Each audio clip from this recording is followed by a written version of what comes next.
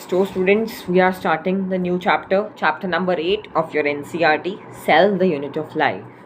What is a cell? बच्चों cell होता क्या है, अपन अब इसकी बात करेंगे. What is a cell?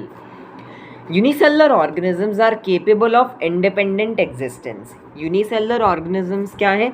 Capable है किस चीज़ के? Independent existence के. And performing the essential functions of life जो कि अपन लोग डेली बेसिस के ऊपर कर रहे हैं. Anything less than a complete structure of a cell does not ensure independent living. ठीक है बेटा, बहुत ही इंपॉर्टेंट लाइन है आपकी टेक्स्ट बुक की.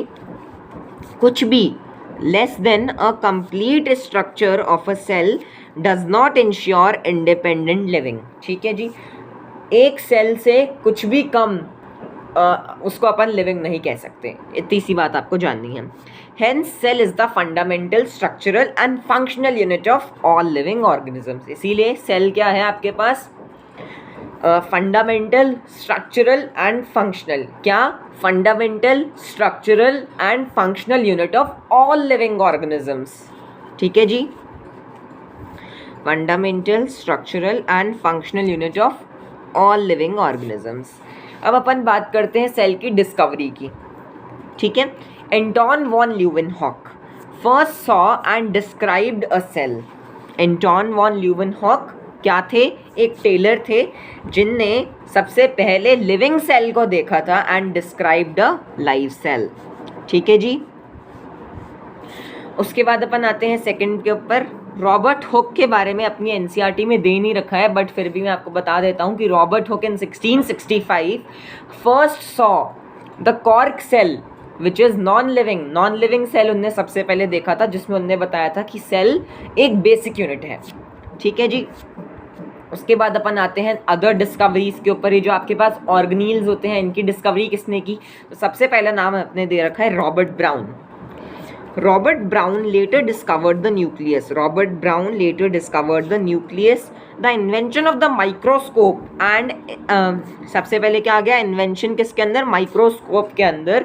and its improvement leading to the electron microscope.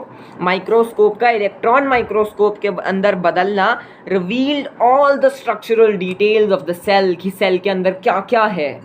ठीक है जी. आप लोग भी ऐसे हाइड्रेट करते रहिए.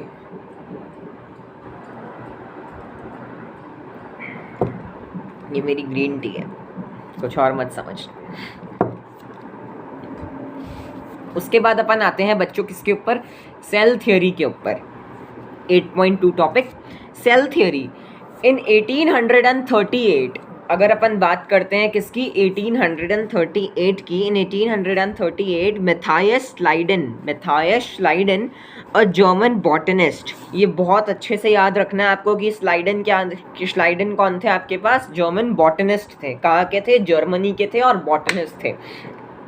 1838 के अंदर मैथायस श्लाइडन ने एग्जामिन करा था large number of plant cell. Examined large number of plants and observed that all plants are composed of different kinds of cell. ठीक है. which form the tissue of the plant. जो कि आपके पास क्या फॉर्म करते हैं? which form the tissue of the plant. cells आपके पास combine होके क्या फॉर्म कर देते हैं? टिश्यू फॉर्म कर देते हैं. At about the same time. ठीक है, मतलब उसी समय पे 1838-1839 के समय पे थियोडर श्वान जो कि आपके पास क्या थे बच्चों? जो जूलॉजिस्ट थे. ठीक है, British zoologist. Schwann in 1839 a British zoologist studied different types of animal cells. मैथायस श्लाइडन ने क्या स्टडी करा था? Different type of plant cells, और प्लांट सेल्स कंबाइन करके क्या फॉर्म करते हैं? टिश्यूज फॉर्म करते हैं. और मैथायस जैकब श्लाइडन सॉरी बेटा, हाँ ठीक है, सही है. और थियोडर श्वान इन 1839 a British zoologist study different type of animal cells. ठीक है, उनने different type of animal cells को स्टडी करा था. and reported that cell had a thin outer layer which is today known as the plasma membrane. ये बहुत ज़्यादा important है बेटा, उससे भी ज़्यादा जो अपन ने पढ़ा कि सेल मेम्ब्रेन, जो प्लाज्मा मेम्ब्रेन है, उसकी डिस्कवरी किसने करी थी? श्वान नहीं करी थी, ब्रिटिश जूलॉजिस्ट श्वान नहीं करी थी.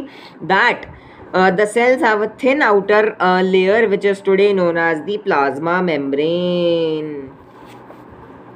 He also concluded, अब एक और important line आ रही है, based on his studies on plant tissues, उसने अब ये आपसे पूछा जा सकता है कि that the presence of cell wall is the unique character of the plant cells. ये किसने बताया था?